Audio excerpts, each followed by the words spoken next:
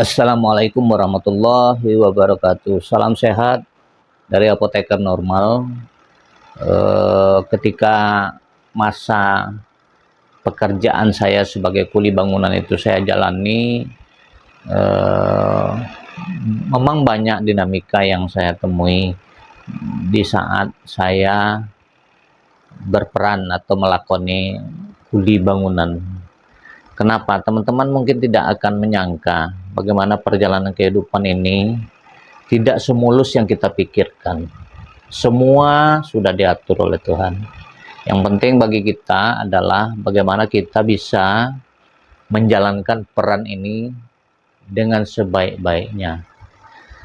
Saya bercerita mengenai proses bagaimana cara saya untuk mengumpulkan dana di masa tenggang kuliah, istirahat kuliah 6 bulan dengan cara bekerja sebagai kuli bangunan. Itu banyak sekali suka dan dukanya. Pastilah tidak seperti yang kita bayangkan bahwa pekerjaan sebagai kuli bangunan itu bukan pekerjaan yang yang gampang. Banyak hal-hal yang mungkin di luar pemikiran kita. Nah, kebiasaan saya di saat pekerjaan tersebut adalah rutinitas yang harus saya kerjakan pada pagi harinya. Sebelum saya berangkat pergi bekerja itu, saya harus ngantar gerobak rokok emak saya itu di lokasi tempat berjualan biasa, yaitu di pinggiran lapangan kantin Bukit Tinggi.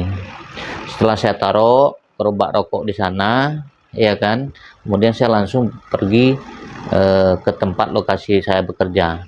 Jarak antara rumah dengan tempat jualan mak saya itu kurang lebih sekitar setengah kilo. Nah, setengah kilo lagi adalah ke lokasi di mana saya harus bekerja sebagai kuli bangunan. Nah, rutinitas ini akan saya jalani tiap hari seperti itu. Bahkan setelah saya selesai bekerja, kurang lebih sekitar jam 5 sore itu, saya pulang. Itu saya tidak langsung pulang ke rumah, justru saya pergi ke lokasi di mana emak saya itu jualan rokok itu di pinggiran lapangan kantin Bukit Tinggi, tepatnya di Jalan Sudirman. Nah, rutinitas seperti ini saya lakoni setiap hari. Nah, ada cerita yang sangat menarik yang ingin saya sampaikan juga kepada Anda semua bahwa di saat saya bekerja itu ada suatu peristiwa yang cukup membuat kita berpikir di luar pemikiran saya. Ada seorang guru, katakanlah ya wanita ya, seorang guru wanita yang dia bekerja atau sebagai guru di salah satu sekolah menengah kejuruan yang ada di Bukit Tinggi.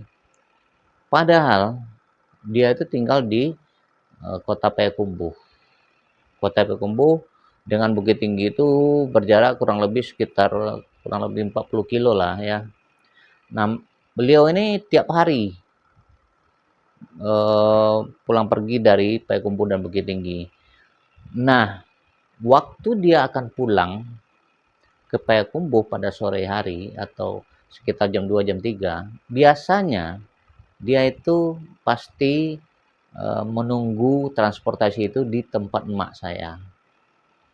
Pendek cerita, dia mungkin menggali informasi baik sengaja atau tidak sengaja kepada emak saya, sehingga emak saya bercerita lah bahwa kami mempunyai 4 bersaudara, anak emak 4 bersaudara, dan saya anak nomor 2, satu-satunya yang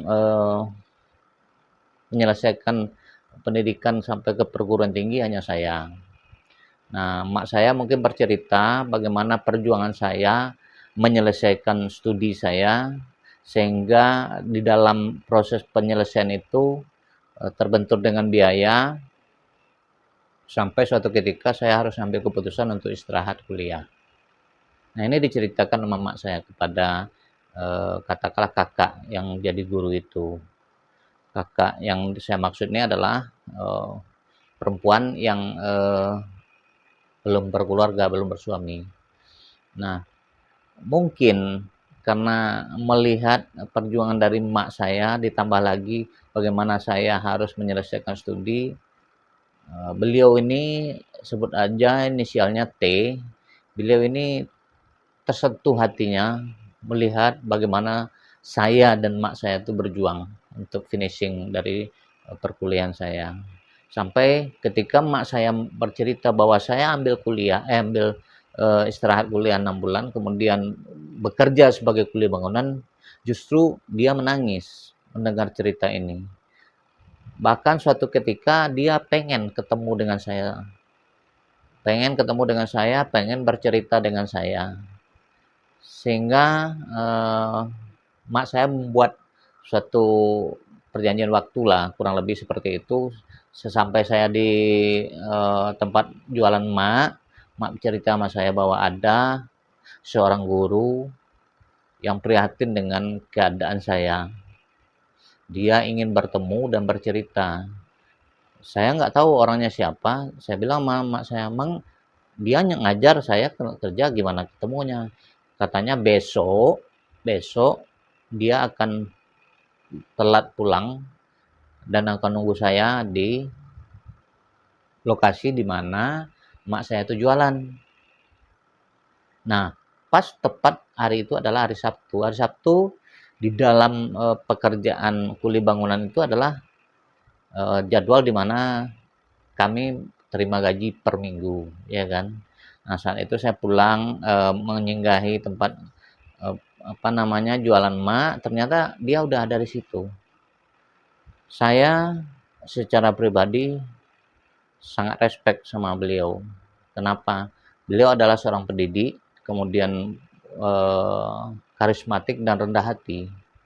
Jadi saya ceritalah bagaimana kronologis kenapa saya harus istirahat kuliah, kemudian bagaimana saya harus memperjuangkan agar perkuliahan ini bisa saya selesaikan, dan dia sangat prihatin. Nah, saat itu dia bercerita dan sangat prihatin dan ingin membantu saya, tapi saya tidak mau. Saya bilang, lebih baik saya akan berjuang dulu sendiri, sebatas kemampuan saya. Terima kasih atas perhatian yang kakak berikan kepada saya. Saya akan berjuang. Dan saya tidak mau jadi orang cengeng yang hanya memanfaatkan belas kasihan orang lain. Dan dia sangat tersentuh dan dia sangat terharu dengan pembicaraan itu. Ya sudah, keesokan harinya saya hari Minggu ya udah nggak ada aktivitas, saya libur. Senin saya masuk bekerja lagi seperti biasa. Entah kenapa saya nggak tahu, padahal di rumah itu saya udah siapkan nasi yang udah dibungkus sama emak saya untuk saya bawa, ya kan. Nah, ketika pas istirahat makan siang, teman-teman tahu, tanpa saya sadari dia nongol di tempat pekerjaan saya tuh, tempat saya bekerja kuli itu. Dia nongol justru membawa nasi rumah makan, nasi Padang. Satu bungkus ditambah dengan es teh manis lah, kurang lebih seperti itu. Dia hanya ngantarkan itu saja, habis itu dia pamit pergi. Saya kaget, padahal saya udah bawa nasi. Bagaimana saya harus makan nasi yang dibelinya itu? Tapi karena saya menghargai, ya sudah, mau tidak mau saya makan nasi itu, sehingga nasi mak saya bawa lagi pulang.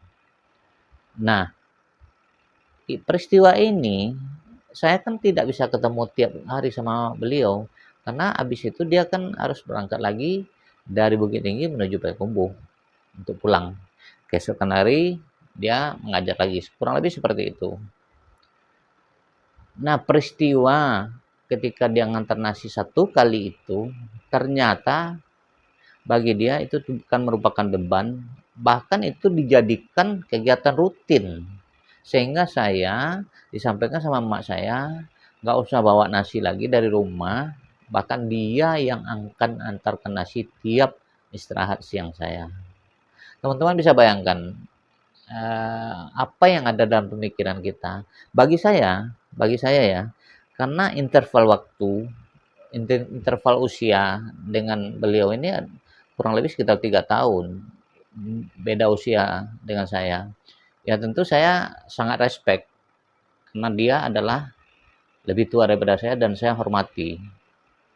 Saya nggak tahu apa isi pikiran beliau, apa memang tulus untuk membantu saya atau bagaimana, saya nggak tahu. Yang jelas perhatian yang diberikan oleh beliau ini bagi saya sangat berarti, bahkan saya merasa tersanjung. Dia tahu persis bagaimana perjalanan kehidupan saya, dia tahu persis di mana saya kuliah karena dia udah cerita sama orang tua saya. Terus bagaimana sebenarnya kelanjutan dari cerita ini? Ini adalah cerita yang real saya alami dan mungkin ini bisa saya bagikan kepada Anda semua.